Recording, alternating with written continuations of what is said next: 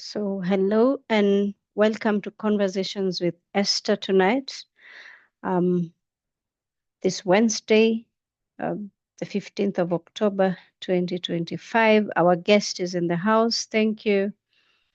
I call her Bella.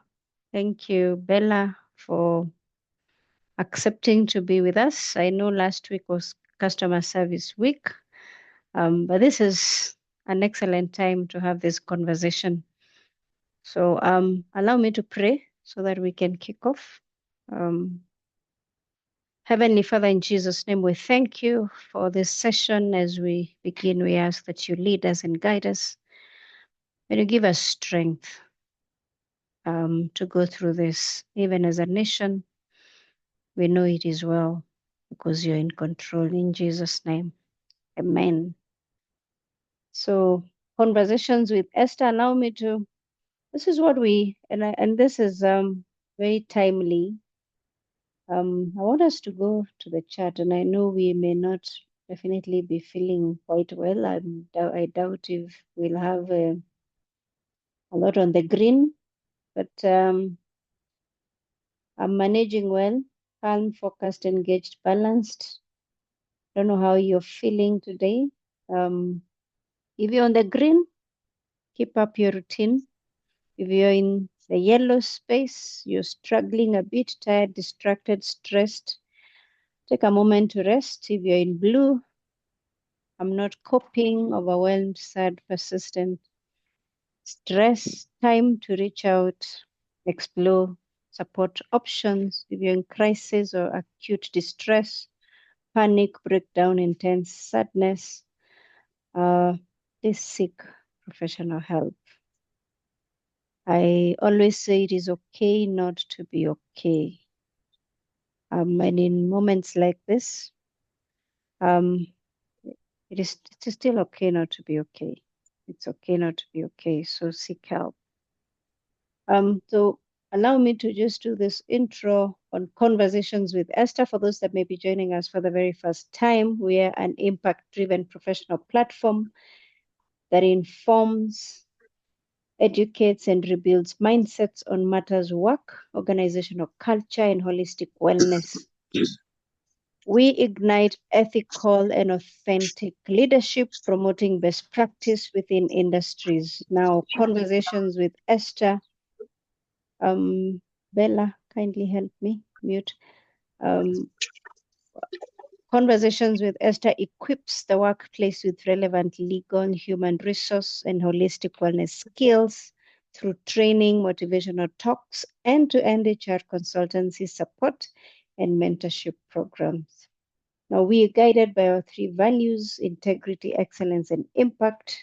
And we envision a workplace transformed by professional conversations and intentional relationships now and leadership. Wellness is a big thing to us, and we promote wellness in the workplace under the 7 pillars of wellness. And I'll ask you this question: which pillar do you think needs your attention in Q4? Which pillar? Is it your physical wellness? What are you doing about your physical wellness? Or what have you done this year about your physical wellness? Be honest with yourself. What have you done about your mental wellness? How are you doing? How are you faring on? How are you doing on your financial wellness? How would you rate yourself on your financial wellness? How have you related with your money? Have you made investments? Have you saved? What have you done with your money? Are you telling your money where to go, or you're wondering where it went? Social wellness. Are you spending time with people, or are you just alone? How is your social capital? Are you investing? Are you networking? Are you taking care of yourself? Spiritual wellness, whatever faith you subscribe to. Spiritual pillar is a strong pillar. Your prayer for the Christians, your Bible study, your fellowship. Environmental, are you taking care of your environment at home, at work? I know we had Mazingira Day the other day. What did you do with that day? Intellectual wellness, studying, improving yourself, personal development. And I'm glad you're here because that is on intellectual wellness. Our calendar of events has gone pretty well this year. We have covered quite a bigger part of it. This month is we'll do the mental health awareness event on 25th of October, and we will be going for a walk at Karura Forest. So plan to join us.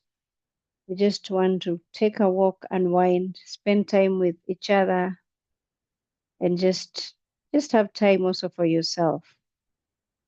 Then there will be dinner and awards. We'll tell you more about this. It's the plans are underway, so we'll keep you informed, and we'll let you know what we are planning. Good. Here we are for today, and our guest speaker, Rosbella Abok, Global Customer Experience Expert. I have known Bella for years and years, very many years. And she's one person that I truly admire. Her passion for customer experience is unmatched. When I think about someone to speak about customer experience, I could never think about anyone better than Bella. So hyper-personalization and data-driven customer engagement. And I saw June in the house.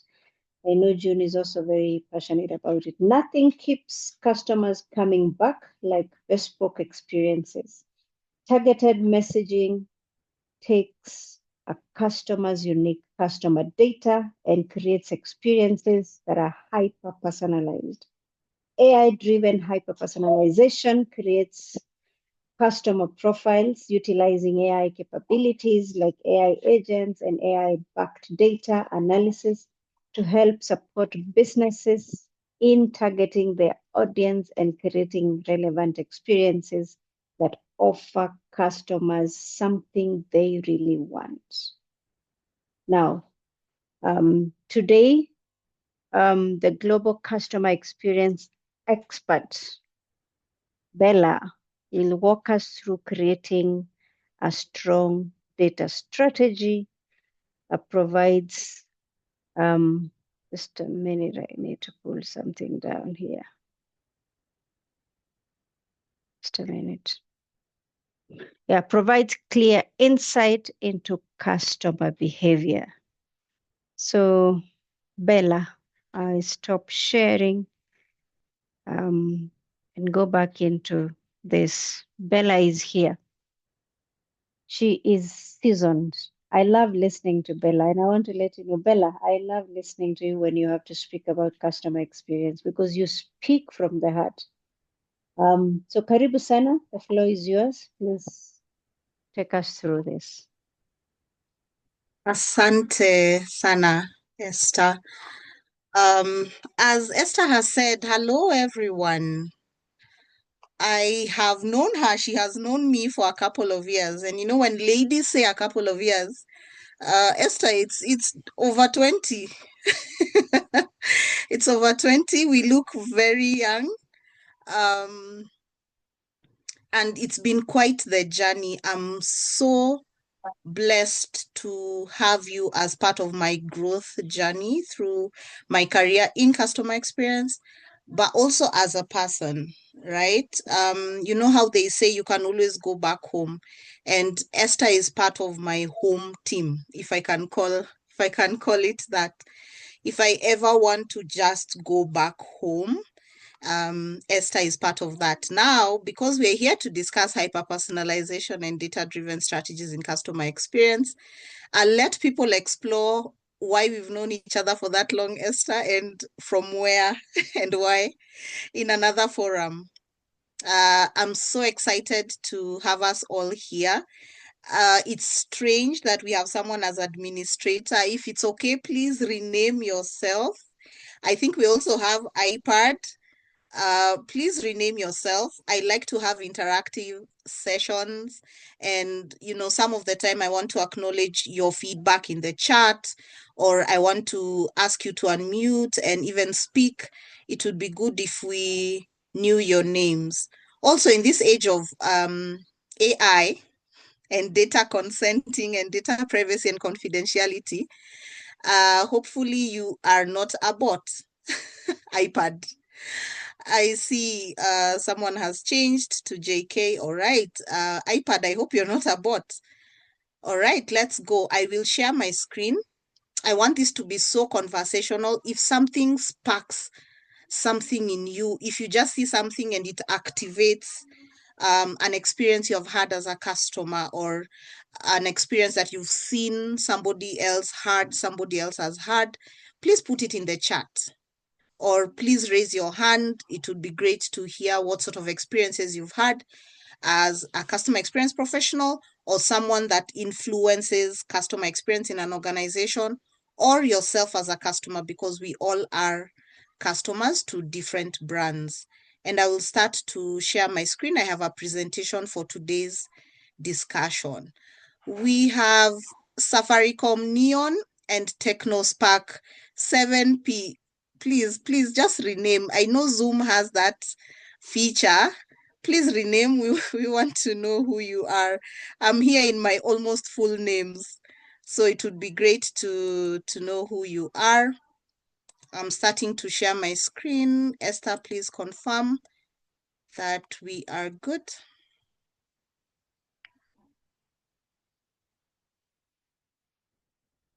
Okay, I've seen your thumbs up. We are ready to go. Today's discussion is on hyper-personalization, and we're also looking at what a data-driven customer engagement strategy would look like. And with no further ado, I will move us to the next part of the discussion. Before we define what hyper-personalization is, I think let's look at personalization. It has been, if I can say, it has been the endeavor of certain organizations to want to understand their customers better and to give them a great experience. So I've combined two stages. There's one where there's none, there's no personalization that's happening, and then there's somewhere where it's a bit static. So in the cases where there's no personalization, it means every single customer in the organization is treated the same. It doesn't even matter if you're engaging the organization as an online customer, whether in their brick and mortar shop in person, or you're even using the phone to speak to them. Every single customer is just treated the same way, right? So there's no data that's being used. There's no segmentation. There's no history of your past interactions. Every time as a customer, when you come to this brand, it's almost like you're explaining yourself. At one of my banks, I always have to keep telling them, you guys have banked with you for more than 10 years. It's super interesting that there are still days when I walk in or when I seek support from them, and I still have to identify myself to the person that's serving me. Isn't it interesting? On the static point of view, it can start to feel personal, but it's template driven. I know we have all experienced this, where you receive an SMS that says, "Dear Ruth." And then the rest of the content, believe me, Ruth, is what Christine is getting, Steve is getting, Vidiana is getting. On the email, the subject of the email says, "Thank you, Ruth." It is also saying, "Thank you, Vidiana." It is also saying, "Thank you, Steve." It feels personal, but guys, no. It's actually not. It's static. There's a template that's being used on all of us. All right. Then we go to a persona-based automation. This means there's a bit of refining of customers into segments. So if a business has 100,000 customers, they've started to segment them based on maybe what part of the life cycle they are in. Are these purchasing customers who are on a subscription model? They've put those ones together. Are these customers that pay quarterly? They've put those ones together. Are these customers on an annual contract and they pay once a year? They've put them together. So there's a these are starting to refine customer segments, and it's based on what's important to the business. Most of the time, purchase and spend behavior, money in the bank is one of the ways to start to segment your customers. And then it means everyone in those different segments, customers who pay daily, they are started to be treated in a certain way. They are receiving daily SMSs. Customers who pay quarterly get a quarterly newsletter as part of the engagement with the business. They don't get daily SMSs.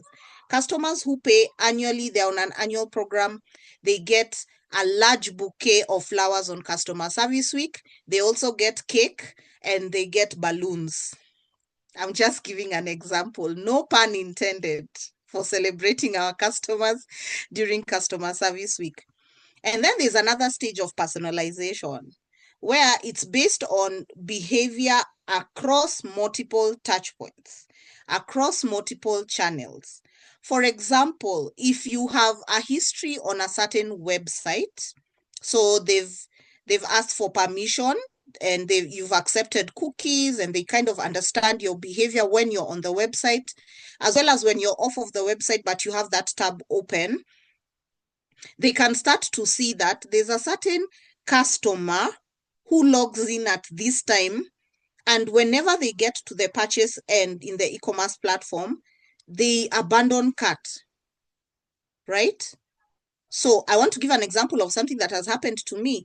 As part of my chama, we wanted to sign off a particular document. And because some of us are in diaspora and some of us are within Kenya, but in different towns, I wanted to upload the document and have us all sign. So I was looking at options like DocuSign and Adobe Reader, which has all of those different functionalities. And the thing is, of course, they want to nab me as a customer and they will not allow me to get full features for what I want, which is signing by 11 people.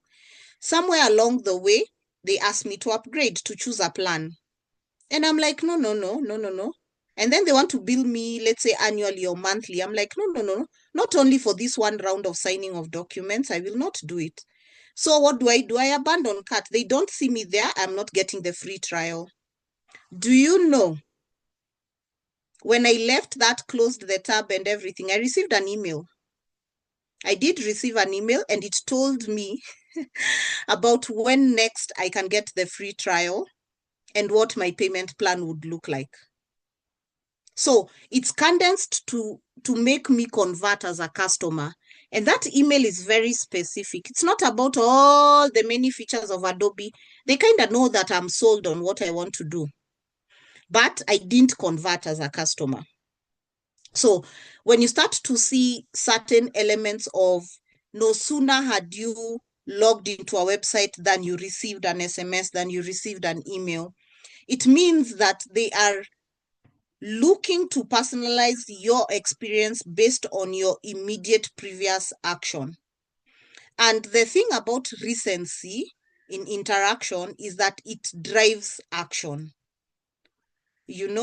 Sometimes when you make a payment or do a transaction on M-Pesa, and it has all those verification stages, you click yes and you finish, you've put your PIN and all those things. If you don't receive an immediate SMS acknowledging that transaction, there's either a little bit of anxiety and maybe commentary saying, kwani kuna shida na M-Pesa leo? Is there a problem with M-Pesa? Why is my message delaying? Right? Because we've been accustomed to an immediate response to a certain action we have taken as a customer. Now let's go to hyper-personalization. I've taken you through all of those stages. You're being treated like anyone else.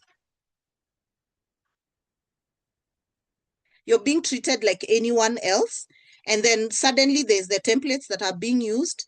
And then now you're being bucketed according to either your spend or some other behavior. So those segments are starting to show up.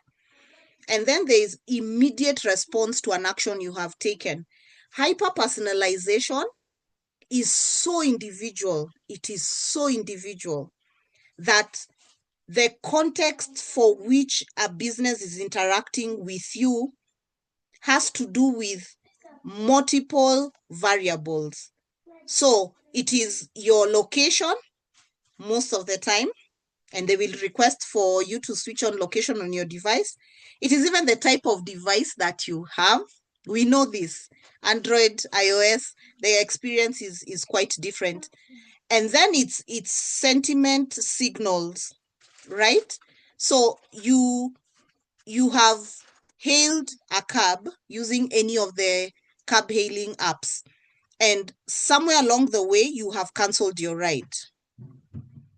They want to find out why, and they have some prescriptive answers for you to press. Driver asked me to cancel. Driver is not getting close. It's taking too long. I've waited for too long, and things like that. They got those prescriptive responses based on how you and other users have been using the app. So some sentiment signals around, are you being impatient, or altogether is the driver being impatient? And then there's also time of day. I don't know, there's something about using apps and you're like, mchana, it gives me a type of experience during the day. Jioni, it gives me a certain type of experience. The response I get, the widget for WhatsApp is responsive, it is not responsive.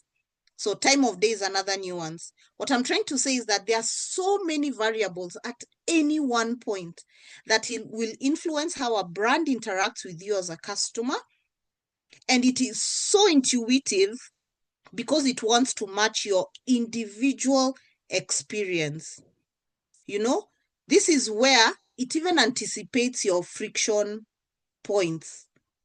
This customer, if they've been on this website and this particular page of the website for more than a minute, they're going to drop. They're going to drop unless we activate the feedback widget, or we activate the WhatsApp widget, or the web chat pops up. We need to engage them so they don't drop off. And it's you, because you're having that type of experience. Some other type of user might take too long on one page and not get the same prompts.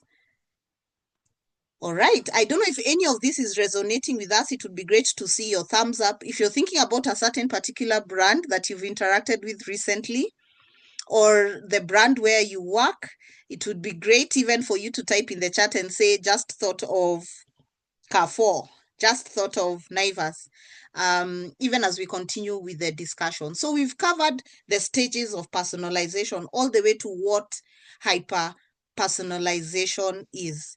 The next time somebody asks you what the difference is, I think you'd be able to tell. A certain type of SMS sent via template is a type of personalization, but that brand is still being lazy. Hyper-personalization is all of the different variables that are influencing my decision making as a customer. And this brand is being so preemptive in terms of what might cause me hesitation or friction, and they're immediately fixing it right before my eyes. They are making me want to stay on the website longer. They are making me want to purchase. So as we're still answering on what hyper-personalization is, I think we are also asking ourselves, is it that companies are stuck? Maybe stuck on the previous stages, here at no personalization whatsoever, or static personalization. Is it that organizations are comfortable with that level of engaging customers? I mean, if customers have never complained and we send these SMSs, I think it's fine. If somebody wants to opt out of the mailing list, they can. But meanwhile, we are maintaining it at static level of personalization. So according to Medallia, which is one of the leading organizations with customer experience platforms, they are based in the Western world and they've implemented across continents. According to one of their studies, 24% of customer experience practitioners rate that customer experiences are highly personalized. They say that those ones are highly personalized. But here's the thing, when you drill down and you ask further, the internal workflows within the organization, when you start to say, is your CRM integrated to your support tools, calls and ticketing and other support tools? And they'll tell you, yeah, it's partially integrated. And then when you ask, how about the marketing platforms? So if you're using HubSpot as a CRM and it has certain features on customer engagement, have we also integrated back end to our social media platforms? And then people are like, no, we are not really sure. Are all of the different order systems, payment systems, billing systems integrated to CRM support tools and marketing platforms? And most organizations will tell you no. So now the question is, then how are you hyper-personalizing?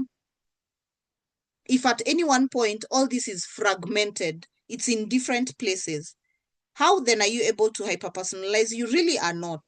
What you're giving the customer is a poor experience. What you're telling the customer is every time they have an issue, they have to keep explaining it to your organization. If they've used X to give feedback, then they went to Facebook, then they chatted you on your WhatsApp chatbot, and they still have to call you and explain everything about their experience. Something's broken somewhere, right? And one of my mentors in customer experience actually said, when they will know that companies are doing very well in CX and they've hyper personalized, there will be no need for a call center or a contact center for that matter. There will be no need, because then we are able to predict and be preemptive and proactive for our customer. They will not need to call us. They will not need to try and get attention on social media for us to do something. All right? Hyper-personalized platforms and organizations are those that are adaptive to behavioral shifts. So customer behaviors change, their preferences change. I would want even to say daily, it's on an hourly basis, let me tell you. Right now, one of the apps I still use since post-COVID is to order my groceries is the Carrefour app. Those guys are so responsive. I'm telling you, even when there's a delay or perceived delay for delivery, there's a banner, there's a strip banner that appears immediately you go onto the landing page that lets you know that there will be a delay. They've even introduced certain segments in terms of ordering. You can schedule your order or you can have it immediately delivered to you, and they manage your expectations from that point of view. I think even the number of times I've had to forgive Carrefour for a wrong order are multiple, but simply because they are very responsive, or I perceive them to be very responsive on the app experience, I will still give them another chance. So the question becomes, how contextual is the view of the agents, whether you're using AI agents partially or human agents, or you've combined it into a digital experience. How contextual is it for your agents?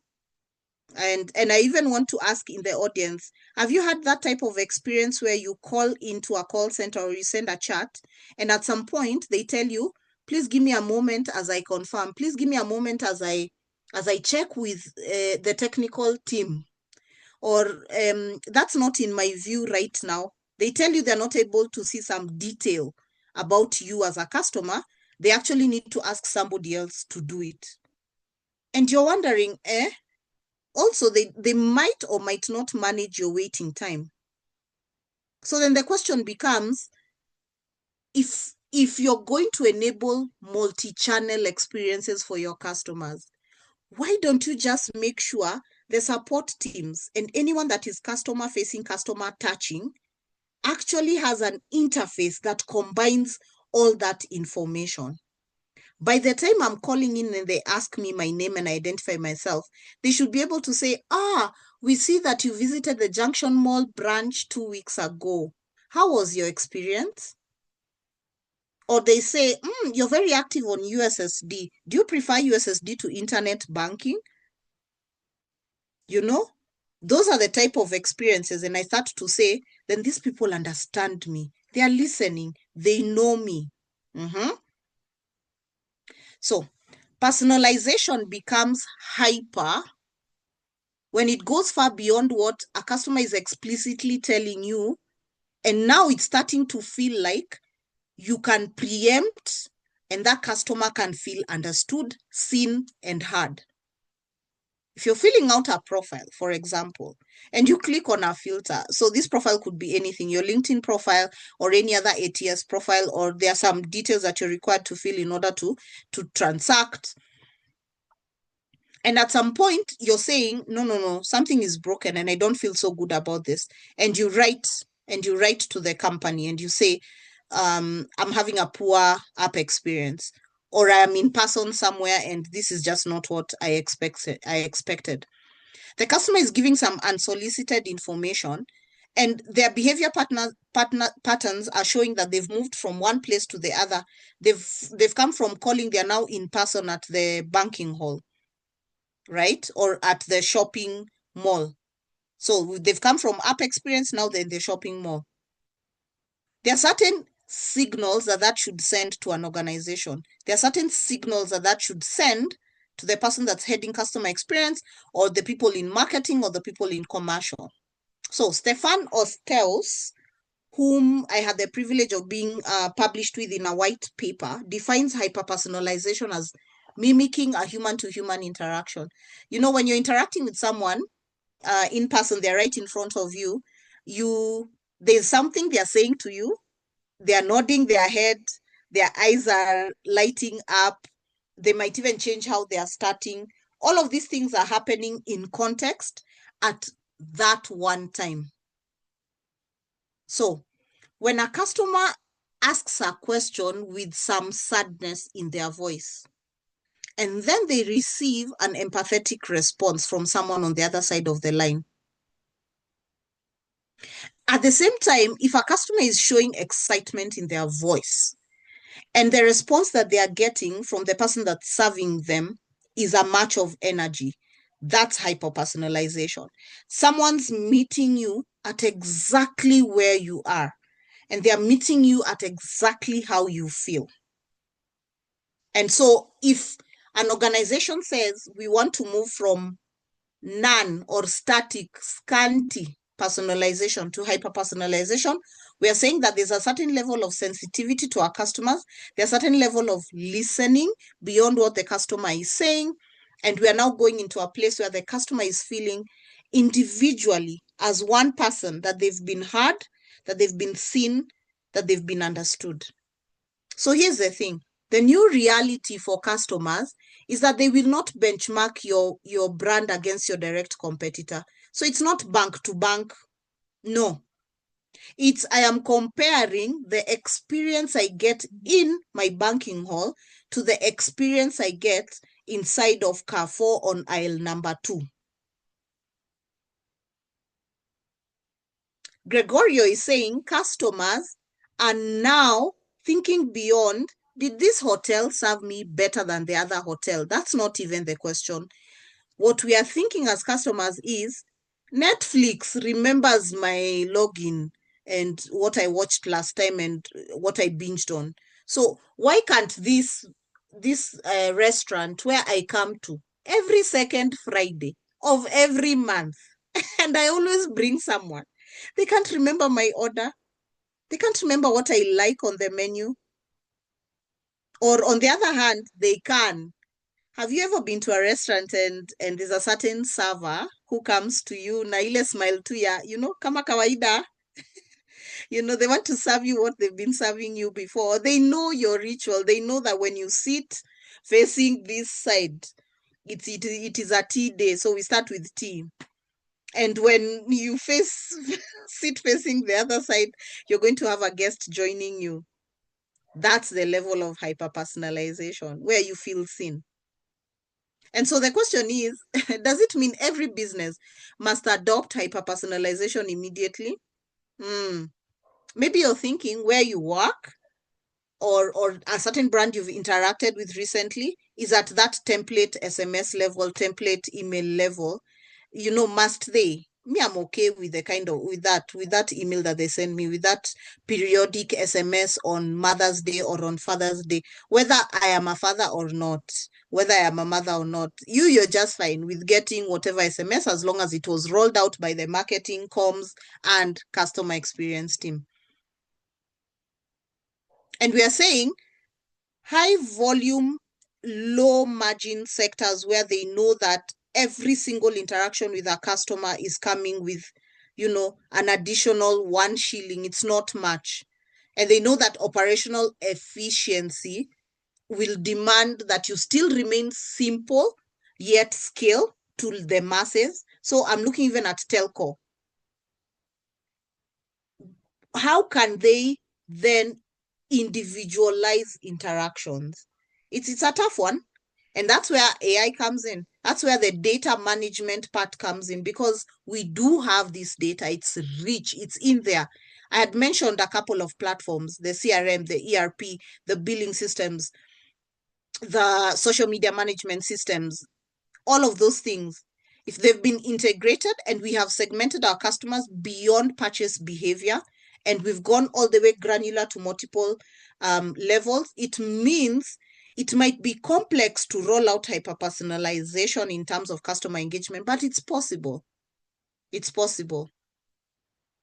And the companies that are high volume, low margin, and manage to hyper personalize are the ones that are in the game. They have skin in the game. They have a competitive advantage. They will most likely keep their customers. Their customers will be loyal.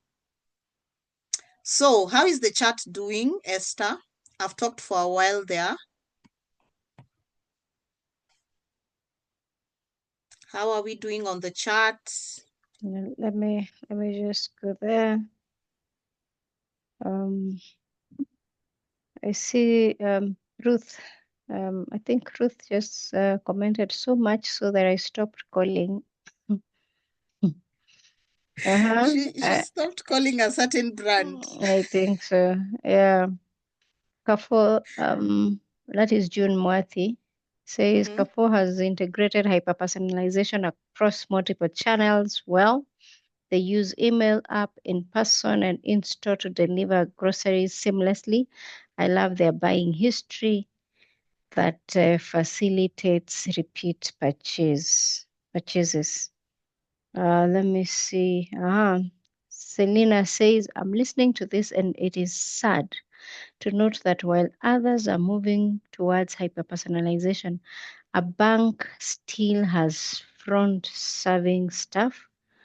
We see not looking up when a customer approaches their desk. It's sad. Where? Yeah, yeah. That's how fast people leave. I'm telling you. Yeah. And to the extent where certain banks, which are now being called neobanks, do not need you to come to the banking hall whatsoever. At least they've mapped out millennials going downwards as might not need that level of teller engagement. Yes, it's pretty sad. So if we're saying this technology exists, because it exists, the technology that can drive better levels of mature levels of personalization as well as hyper personalization. The question then is the strategy lacking? Is this organization not aware of what's happening in the marketplace? That one, they're not being compared against their direct competitors. They're being compared against any other experience I have as a customer. Yeah. So here I've just done an extract of the same white paper that I'd mentioned earlier. And they'd quoted me after an interview to say, often it's about the basics, you know, that would allow you to have a quality personalization, let's say strategy. So if the data that is sitting on CRM is not clean, yeah, if how the data is captured, the formats in which the data is captured is not clean, we have certain empty fields. That's now CRM. If there's data that has to do with website engagement, and then there's data that has to do with subscriptions into newsletters and consumption of those. If there's even data that shows not only am I a parent, but my child is your customer as well. You know, for me, it still remains an area of curiosity that in healthcare and in financial services as well, they haven't really taken the time to map out what it looks like for my child who I registered at 5 years, turning 6 the next year, and in a couple of years they'll be 18 and will have decision-making power. And that decision-making power would be, I'm never opening an account in that bank. Mom, I know you saved money there. I'm out. I'm gone. I'm done. Plus the money you've left me that I have inherited, out. I know a bank that's facing this right now. They had legacy citizens that were using the platform, but the children and the grandchildren of these people are choosing to move the money out and they are going somewhere else. Same with healthcare. So at some point, yes, I'm your guardian until a certain age where you have a national ID or any other form of documentation that enables you to make certain decisions without me. And when I say certain decisions without me, most of the time it's not the paying one. The child is making a decision, but they are saying, hello, please, can I send you the pay bill or the till number so you make the payment? It's interesting that our children want to outgrow certain decisions and the payment decision still lies with us. Not even the payment decision, let's just say our wallet. Our wallet power is what they take advantage of. They've already made our purchase in their mind. Now wamejipanga na pesa yetu. They've arranged themselves with our wallet. I know it happens. I see a couple of moms with emojis there. We only called at the point of till number pay bill. Please send. So here's the thing. There's no way we have poor data that's going into our different systems and we are creating, large language models that should match the size of that data. And it's supposed to learn over time. And then we're expecting that we'll have a hyper-personalized engagement with our customers. So we're starting to see that there's gaps. There's gaps. If the technology does exist, there are certain decisions that need to be made at a data strategy level, at an organizational business objectives level. And we're also saying you're either in or you're out. Your competitive advantage is decreasing as we go. You might still see money coming into the organization and you might still be EBITDA positive and you might still be doing well in terms of profitability. The question is for how long? If you're not moving towards hyper-personalization, for how long is the organization going to remain relevant? Or for how long as a customer will I engage you as a brand? Here we go. These are the traits that we cannot compromise on when it comes to hyper-personalization. It needs to be real-time and context-aware. Let me tell you guys, this happened to me. A learning institution introduced a WhatsApp number for one of their business functions. And I think it was one of the business functions that had the most inquiries at any one point, which they kept insisting send on email. I got so excited as a student. I was like, a WhatsApp number for finance in a learning institution. Aye, sitawai kwama. I'll have my invoices and my receipts on time. People, and I kid you not, and I can show you the evidence. I sent a WhatsApp message. They responded 4 days later. WhatsApp as a channel, you're introducing it for convenience in this day and age. I still have to tell you my student ID number. I still have to give you my full names. And you're saying this is the path towards easier and convenient interaction with students. It's a no. It's a no for me. Maybe let's see it in the chat. What's the minimum expectation level for responses on WhatsApp? Am I the only one who's in microwave expectancy levels of responses? That if I send you a WhatsApp message, surely. And if you've put a chatbot process for at least 2 or 3 questions before it moves to a human, 4 days. Ay, atakama. 4 days. If we are saying that your platform is ingesting information about me, I have schooled in your organization, I have scanned my card at the security how many times? And you're still asking me for my student ID and full number, full names as they appear on student ID. No. Me, respond to me right now, please. And then it must be predictive. If a student is new to an institution, there are certain questions around onboarding that they will keep asking. They'll keep asking these questions. And so these are the questions we can put in our WhatsApp chatbot. But if a student has been with us for 1 semester, 2 semesters, these are the kind of questions that they should be asking. We shouldn't even wait for them to ask. We should be sending that information. We are not waiting for the customer to initiate.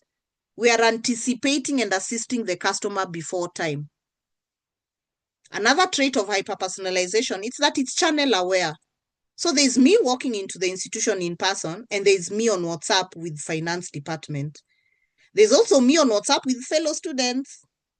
And there's, so if I keep forwarding my inquiries into this chat, it should tell you something, that I'm not the only student that's going through that. And it should adapt to my intent and emotion. Early morning messaging. Classes start at 9, 9:30.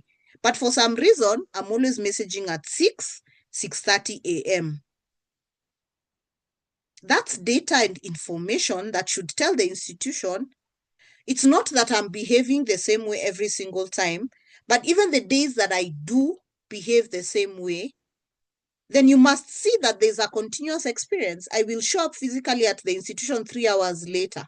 So the questions I'm asking are to manage my schedule. Let me know about my lecturer availability. I cannot show up to the institution only to find out that the lecturer is now not coming. What a waste of commute time and money. And then here I am saying, let me finish with this institution. I am not coming back ever. Imagine, you're already starting to even tell your family and friends, if you're thinking of schooling there, don't. Because that's what customers do. The moment they have friction, they're going to tell anyone that they can, and anyone that can listen. And so does hyper-personalization go wrong? Sometimes it does. There are times that it does go wrong. But it's worth it to try. And it's worth it to keep teaching the learning models and to ensure that those models are picking up on behavior, sentiment, and emotional intelligence. Let's go to real-world applications. I'm a very practical person. I don't like to do theory a bit too much. So we can go through this. I don't know if you guys are seeing the blue lines on the screen, as though someone is drawing on the screen. Are you seeing that? Is it just my experience? No, they're there. I don't know why. Yes, I also saw a name like Joanne that was running across the screen. This is some very interesting. Is somebody hyper-personalizing? All right. So real-world applications, we are saying data should not remain fragmented. Different parts of the organization cannot be holding data. In data marketing, it is only for finance. You people cannot see this data. Yes, then anonymize certain fields, but you can't say we are not able to see that a customer paid yes or no. If you don't want us to see the exact amount, yet all of our inquiries where customers are irritated are about refunds, surely we must be able to see that information. So hide anything else. Anonymize what you want to anonymize, but make it easy for this customer to feel heard, seen, understood. We need to unify our data points. Then we need to track and interpret behavior. What are those patterns? What are those patterns in the data? I've given an example as a student. If I'm sending my inquiry at 6:30 a.m., all of the different days that I need to come in class at 9, that's a pattern. There's a certain flow in how I'm interacting with that brand they need to understand. And June, thank you so much for sharing the Carrefour experience. So seamless. I go all the way to choosing my items. Before I make a payment, they can actually take me back to make sure that I have ticked that some items can be substituted. And if some items are completely out of stock, they will not let us pay. June, that's true. Like you will not pay on app if certain items are not available. It kind of takes you back to the checkout process. How wonderful. That way I have to choose another product or I have to just make a decision on a trade-off. And as soon as I choose a payment option, which means I'm either going card, M-Pesa at delivery, The journey goes into email, it goes into SMS, it goes into all of these things to make sure I'm engaged. And then the next time I look at the app, I can literally look at what stage my order is in. And what I'm daring to say is that they have used predictive analytics to detect these patterns. Because how many of us are using that app? Mark you, that app is not only Kenyan used. So I know that they contextualize it to location, but it's not only Kenyan used. All of these different patterns across different continents is a match to make sure that customers are having the best experience. And then there's adapting of interfaces dynamically. So we are moving from the kind of experience that you get on email is for you to be able to read that email on your mobile device and also on your desktop, and you will still get that information in a font size and a color that makes sense. So any layout and content matches the device you're using. How awesome. And I think some things we take for granted, yeah. But have you ever been on a website when you're using your laptop? It's great. When you go to mobile, when you shift to mobile, the mobile experience is just awful. And you're asking yourself, has this brand been intentional or understood that as a customer, I will still look them up on my phone? Do they know that I use my phone more than I use my laptop? Mm-hmm. Let's go. So here goes the practical examples based on industry. So hopefully we'll be able to place ourselves here either as a customer or a practitioner, whether in CX, in marketing, in finance, or any other function where we are, as well as talent, because we need to be able to see that our teams are skilled to match the requirements for a hyper-personalized experience from a data perspective, internally, but also from an external customer experience. Hospitality. This is what hyper-personalization would look like in hospitality.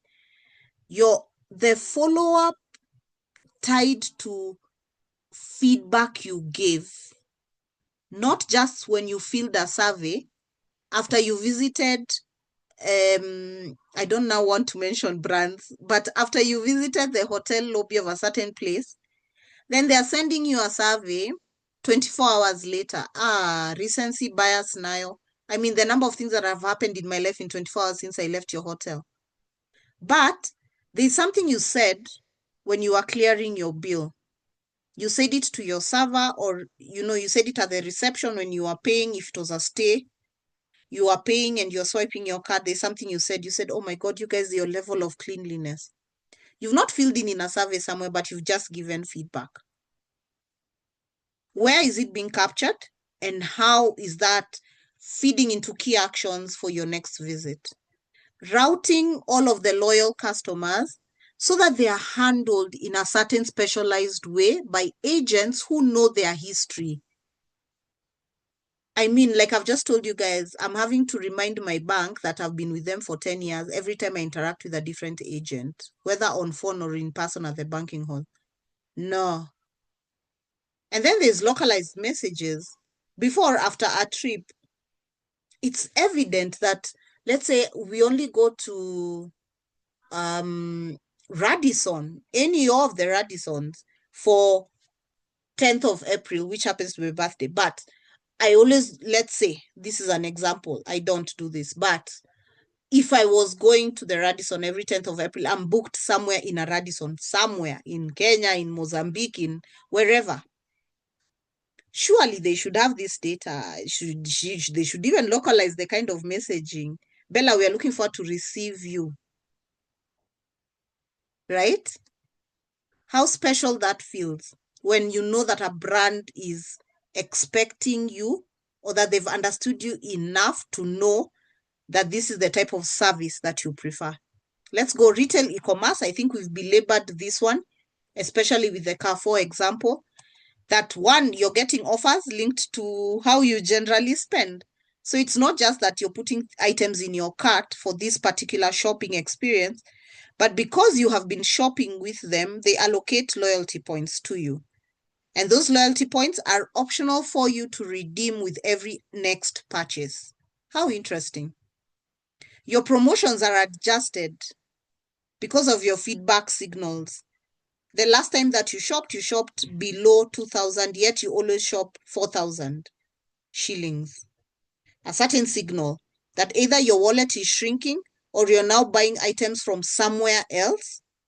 So they should be worried that they're losing you on certain items that you used to buy. Let's go media and entertainment, our Netflixes, our Amazon, etc. What sort of recommendations do we get for real viewing patterns? So it's your profile. They've noted your likes, they've noted your behavior when you log in. So the interfaces are now so that your options are against the kind of things you would choose. You're not having to go through scroll before you find something, because they've mapped the type of experience that you're having. And they can spot that you're having a positive experience because your watch time is increasing, even when you're on one particular, can I say, series or one particular documentary, whatever it is you're watching. They notice that your watch time, and I think we've seen this with YouTube as well. YouTube kind of checks in on you on whether you're still watching. And you need to say yes, that you're still here and that you're watching, because I think they have data around watch times. People don't stay too long on certain channels on YouTube. So are you still there? Are you there or are you not? And they are asking for an action from you. Finance and fintech. So if your spending is based on your credit or your deposits or your savings, and every time that you're moving money out of your bank account or into your bank account at a certain cadence, they should be able to know that this is too large an amount. They've never done a transaction like this. Could this be, an increase in income? Is it a one-off? Or we do need to send an alert to say, hi, we've noticed a transaction. If this is you, that's okay. If not, kindly send us this, that, call this, that. Or your payment reminders. I know most of us have mapped out our bills to pay out at a certain time. And even on the M-Pesa app, they want you to be able to do certain spends on the app itself. And it will even send you a reminder, or even when you log in, there's a certain type of flow. So it takes you to that landing page, right? Because they've already understood who you are as a customer and what you've prioritized on a certain date of the month. Hyper-personalization demands new ways of measuring value to the business, to the customer. I see our chat is blowing up. Esther, do you want to tell me what's in the chat before I proceed with this slide? I mean, I think we had stopped at Brenda, who says, how can we make hyper personalization affordable for a budding business? I think that's a very good question. And there were some answers there when you asked the question, 10 minutes max. Under 10 minutes, there should be a response. I am the kind that feels in 5 minutes I need a response. Beyond that, I'm out. You've lost me. I'm out. I'm out because it's a system anyway. It's a system. June says again, AI is a way to go for hyper personalization across multiple channels. I've seen SMEs like Treasured Sense investing in highly intelligent bots to provide great service across their website, IG, and WhatsApp platforms. Good. Yeah. There we go. Thank you so much for participating, for sending those examples, top of mind brands that are giving you a great experience. And I'll answer that question on what does it look like at a budget level. If you want to drive hyper personalization for a budding and growing business, I'll take that one a bit later, or I'll take it as I keep presenting. So hyper personalization demands new ways of measuring value. So we're not just measuring that the customer is satisfied and we are leaving it at CSAT. We are leaving it at the net promoter score. I mean, as long as the customer is happy, we are good. We're saying that there are certain types of experiences and certain types of actions that are signals for us as a business. Those are signals that the customer is about to leave. Aye, anaenda. They will not purchase from us again. Or that this customer is loyal. And our internal tools are driving loyalty and referral business. So here we go. We need to start measuring the relevance of the outcome of a certain flow that's been hyper-personalized. So did we personalize suggestions or interventions that lead to a purchase? We want money in the bank. Did it lead to a sign up? We have gained a customer, potential customer. Maybe they've not paid, but they've signed up. Did we successfully resolve the actual issue? Now we're here saying 5 minutes and you've not responded to me on WhatsApp. Mimi, 10 minutes, in fact, I've expanded. So now it means I went to find my solution somewhere else. Or by somewhere else, I mean somewhere else within your organization or somewhere else altogether. In this case, as a student, no. I mean, I've done my couple of semesters. I'm not quitting the university to go to another university because the finance WhatsApp is responding 4 days afterwards. But I'm noting it and I'm even here telling you about it. I don't know if you've guessed the institution or if you guys have had a similar experience, but hey, somebody needs to tell them. Then behavioral loyalty.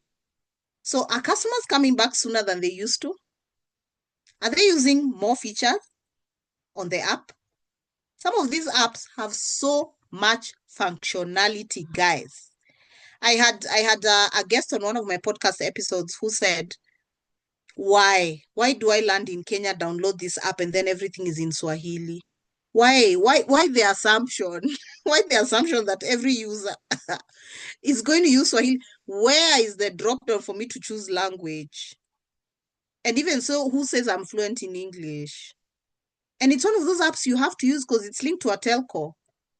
Then you're just putting me on a Swahili flow. So this person is having to screenshot, translate, come back, look at an icon, and then guess what? They're only here for a couple of days, but their features to make all 15 features on one landing page. Why? But why? But now if a customer is starting to use more channels, more features, that should give us information that this customer is curious about the flows that we have created for them. My Circle has a great app. I think I can sing about that app till the sun comes down or goes up now that it's already down in East Africa. I can talk about it till morning because the app experience for My Circle is just awesome. You know how they say 3 steps or 3 clicks and you should be at it. You should have gotten what it is you want. That's the kind of app. They've understood that, one, I'm not a new customer. And so even the landing page where I go to, I'm sure is not the same as for a new customer. They know which icons I'm using more frequently. So of course it doesn't rearrange. I wouldn't say that app is hyper-personalized, but I would say it's personalized, right? And they're adopting. Every few months when I have to go in there to look at the status of whatever, the different types of investments, there's something they've done differently that enables me to have a great experience with them. I cannot tell you the last time I walked into their office. I think it's pre-COVID. I have not needed to. And then what else should a brand measure? Because you measure what matters. Lifetime metrics. Let me tell you guys, this one is said quite a bit. But if you're not measuring churn, your customers are leaving. So as long as your balance sheet looks like the way it does, you're happy, but you're incurring such a huge cost to acquire new customers that your margins are decreasing over time. So in another 2 or 3 years, your business is not profitable. That decline is slow, but it is steady. And if customers are leaving, you need to start asking yourselves, why? Why isn't someone staying, or why isn't someone making another repeat purchase? Worse yet, some of these customers say, I'm only buying from you because my mother, my sister, my chama mate, my desk mate at work, my driver, told me to buy from you. Why aren't organizations tracking referral information that tells us you can cross-sell or upsell certain customers? And so now you're saying you're personalizing and hyper-personalizing at an individual level for a customer, but you're not measuring their likelihood of staying with you and continuing to purchase from you and what their value looks like if they stay with you for 1 year, 2 years. And not just them, the referrals they bring, because the value of more purchases from this one customer is part of their lifetime value. Why aren't we measuring? Why aren't we checking that? And so here we go. Let's join the revolution. I hope I've converted us, and I see our time is fast spent. I hope I've converted us into ambassadors for hyper-personalization, and for us to say this is something I must implement if I must remain relevant and competitive in the marketplace. And just to open up the chat responses, I guess, or to send us away with some things to think about, even as I say, I'm welcoming questions. And Esther, you'll please guide me on the rules for how many questions we can take or how long I can answer them for. What does responsible hyper-personalization look like? We are out here saying, why does this organization know me a bit too well? What sort of data of mine do they have access to? We might rarely ask this of our telco, but I can tell you for a fact, our telco that's now conjoined to how we spend money using M-Pesa, and it's a whole revolution that's integrated into our banks and other sources of income. They have your spend behavior. They do. All of the frequent pay bills you're using on the app and all of the bill details and everything that you're paying for. At some point, they can even estimate your income. At some point, if you're using certain other apps like the borrowing apps, the lending apps, they have access to your SMSs. So that means they have access to your M-Pesa transaction messages. They can tell how much money comes into your wallet at any one point and what you're using it for. So what does responsible hyper-personalization look like? What sort of data should be accessible, and to whom, and for what use, and for how long will they store it? Kind of conversation. So that they can give me, you, a good and great and seamless, frictionless experience. And then what are the non-negotiables then? In our organizations, if we are saying systems must talk to each other, if we are saying there needs to be a data strategy that links our customer interactions across multiple channels, what are we saying? We are saying that the personnel in our organizations need to be skilled to match that level of technology output. We are saying our data infrastructure needs to sit a certain way. Data that's coming in needs to be clean for at least 1 year starting now. And we have to clean data backwards for the last 3 to 4 years. Then we start to embed machine learning. And so to answer the question that came in, what can we do or how can we advise for embedding hyper-personalization to a budding company? I'd like to just ask this question. Are you already at personalization? Because we looked at about 6 stages. And this is one of those things for, crawl, walk, run. You might have a desire to run, but your bones or your development milestones are not there yet. And I always say, start where you are. What do you have? What's in your hand right now? You have purchase data. You have the phone numbers of your customers. You have the emails of your customers. Start to make sure that your CRM or where your data is sitting for your customer relationship management is clean data. And then start to test out the templates and the models. And then move from there and go to bucketing your customers. Just bucket them. Use even one variable and bucket your customers. These are the customers that refer others.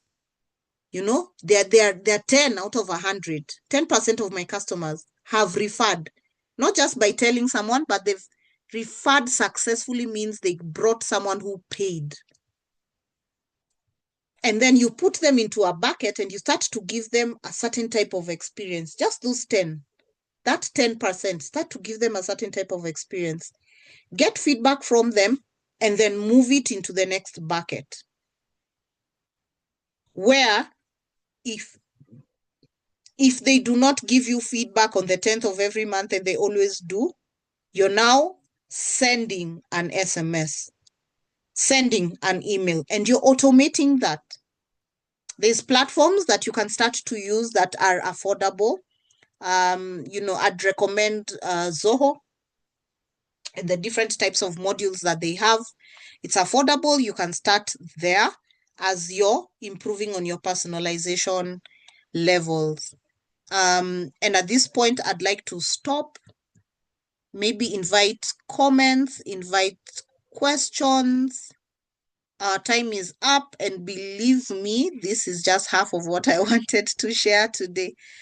But because that is the time that is available, and I like to keep it interactive, participative, let's keep the conversation going. Esther, what do we have in the chat? Is there something I need to respond to? Let me check that out. The sad thing. I don't know whether I read. Did I read this one for JK? The sad thing is that some companies still do not yet believe in investing in digital marketing. Hyper-personalization is a real gem, especially in hospitality. Wonderful presentation, simple and precise. Then Kate is asking for an example of hyper-personalization, please. June says, great presentation, Rosbella. Please share the slides. Very insightful session with practical tips. June, this will be uploaded on our YouTube. Kindly go to our YouTube Conversations with Esther, so you can always watch there. So yes, Bella. All right, thank you. I appreciate the flowers. I'm great. And I feel really great that we've had a great conversation here on hyper-personalization. Esther, who is that asked for a particular example? I think I've touched on a few examples. Kate asked an example of hyper-personalization, please. Okay, Kate, do you want to come on and maybe explain? Because I gave a couple of examples already across different industries and even for ourselves as customers.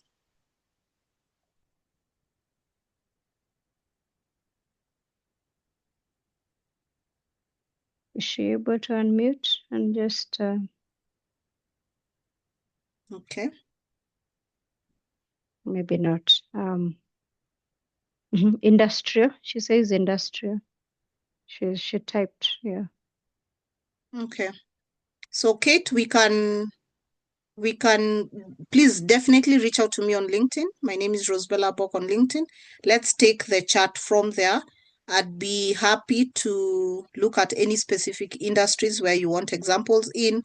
I'm happy to also reiterate what I have shared in at least 4 of the leading industries where we know that there's high traffic in terms of customer engagement, but also for those specific industries and verticals, if they do not remain competitive, they are going to lose their customers. All right, that is it from me today.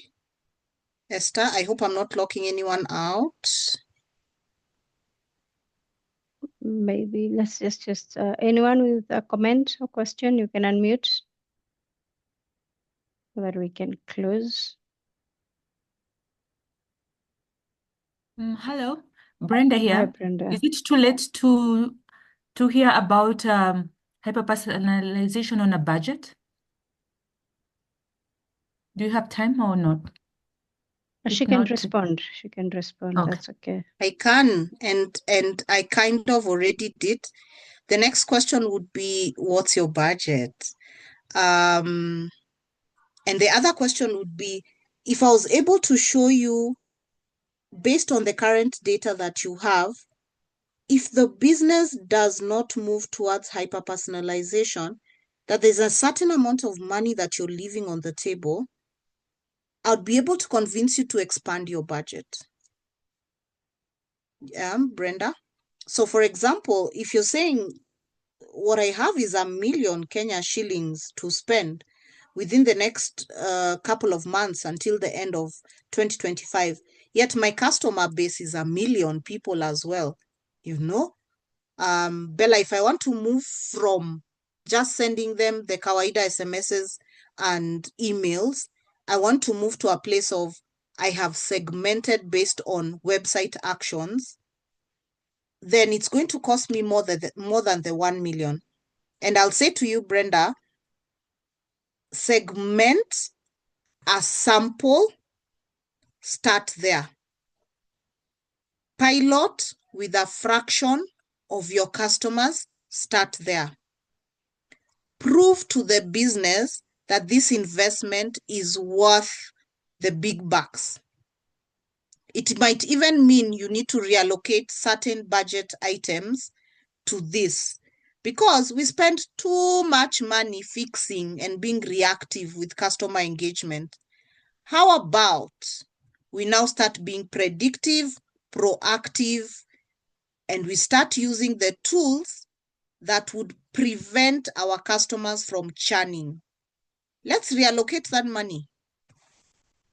And let's bring it to this other side where we are now considered a proactive brand.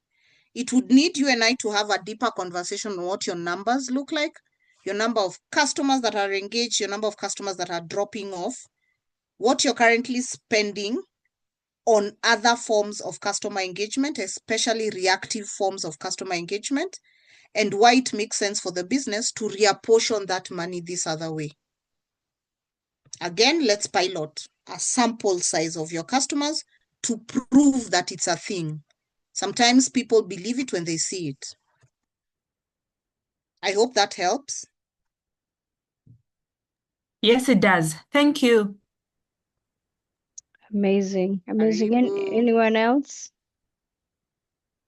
I see Wilson has said very insightful session. Thank you so much. Where can I get more knowledge for a beginner to pro level of CX professional?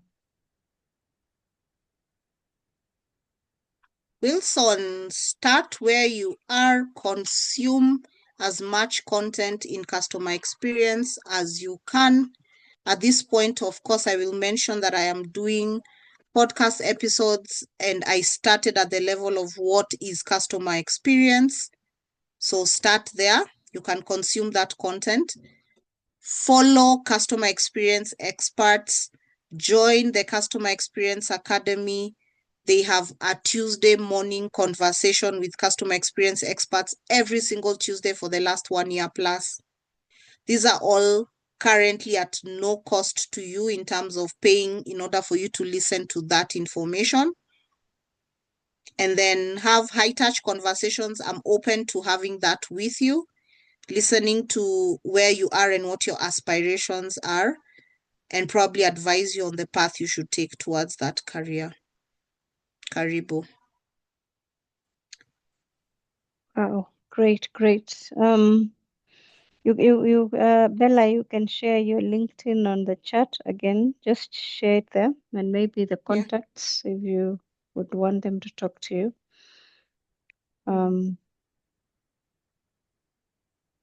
So that anyone can just pick it from there. Okay. So I've not shared my actual link, but just my name on LinkedIn. I believe so far I'm the only one with those names. You can reach me on email. I am big on people that are responsive and they circle back. I hope you can tell that from my presentation today. So let's start with email, and perhaps I'll be able to share my WhatsApp number after. Great, great. Thank you. Thank you very much, Bella. Thank you for always showing up. I am always confident if I call Bella, we are good to go. And thank you. And I still feel I think you need to help a lot of SMEs, because that's a place where we struggle. We stay stagnant for some time. You some businesses can't even tell you how many clients they have, honestly.